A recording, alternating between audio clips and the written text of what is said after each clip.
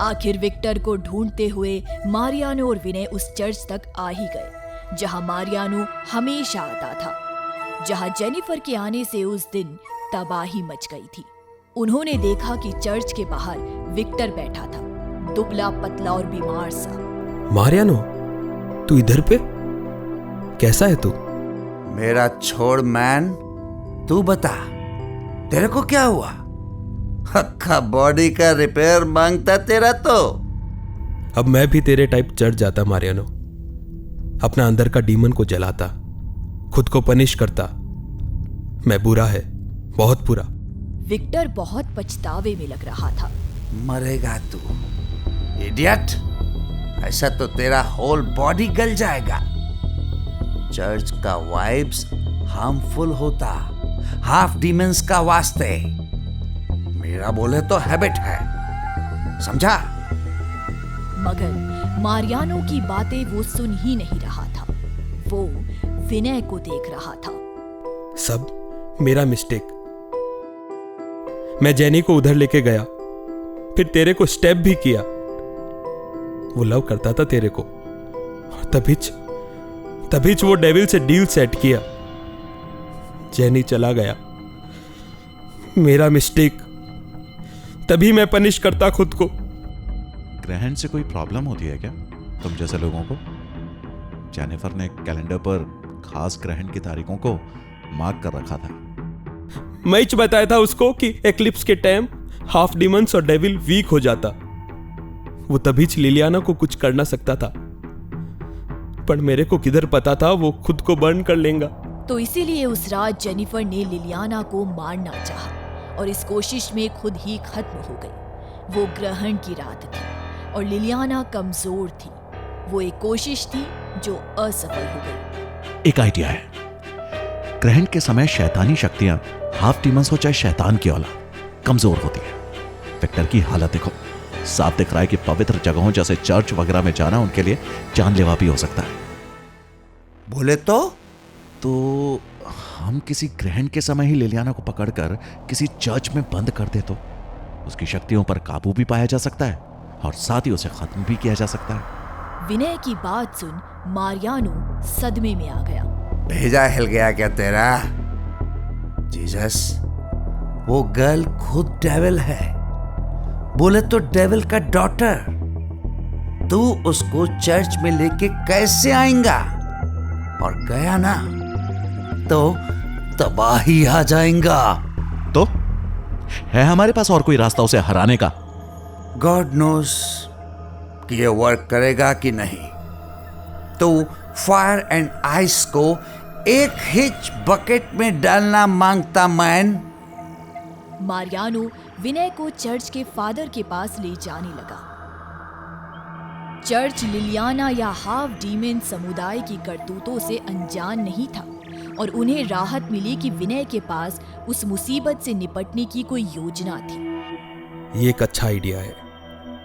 मुझे लगता है हमें इस पर काम करना चाहिए। आज से 1.5 महीने बाद एक शक्तिशाली सूर्य ग्रहण है।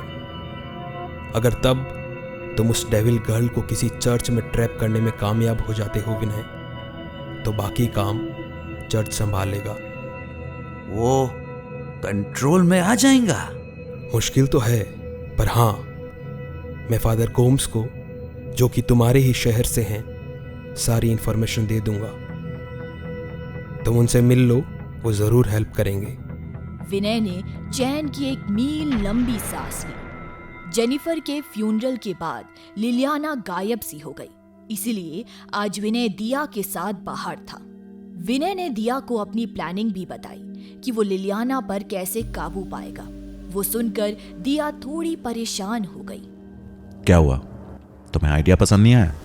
नहीं, वो बात नहीं है विनय, पर तुम ये करोगे कैसे? लिलियाना तो दिख ही नहीं रही कब से।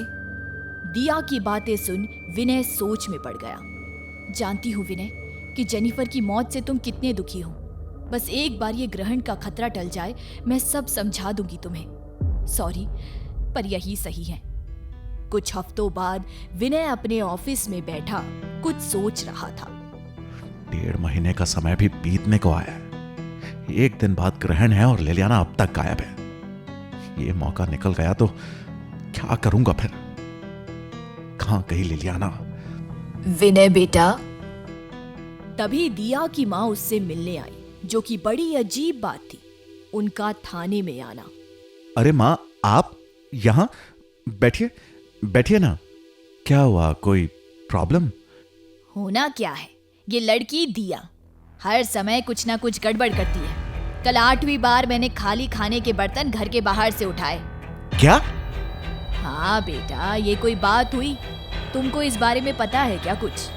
ये लड़की तो कुछ भी करती रहती है, सोचा तुमसे बात करूं। और विनय समझ गया कि दिया उससे क्या छिपा रही थी। लिलियाना गायब नहीं हुई थी, बस उसने विनय का पीछा छोड़ दिया था।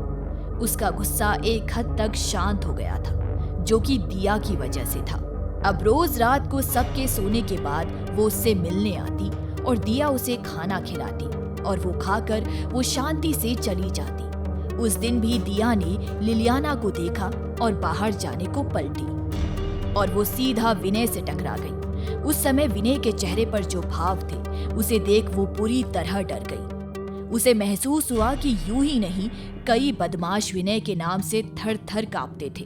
दिया ने जल्दी से लंच बॉक्स अपने पीछे छिपाया, पर विनय ने वो देख लिया था। तो ये बात है, तुम मुझे धोखा दे रही थी। कब से चल रहा है ये सब? मेरी बात सुनो विनय, मैं सब बताने ही वाली थी। और अगले ही पल विनय ने उसके हाथ से खाने का बॉक्स लेकर फर्श पर पटक दिया। कब बताने वाली थी? मेरी मौत के बाद? विनय, मेरी बात सुनो, हम गलत। मैं उसे पागलों की तरह ढूंढ रहा हूं और तुम जानती थी कि वो कहां है और मुझे बताया भी नहीं। वही मिली थी तरस खाने को। फाइन, मुझे जो करना होगा मैं कर लूंगा, तुम्हारी जरूरत नहीं। ढूंढ निकालूंगा उस शैतान को और खत्म भी करूंगा। बोलकर विनय वहां से चला गया और दिया ठगी सी देखती रह गई। आज पहली बार विनय इतना गुस्सा हुआ था उस पर।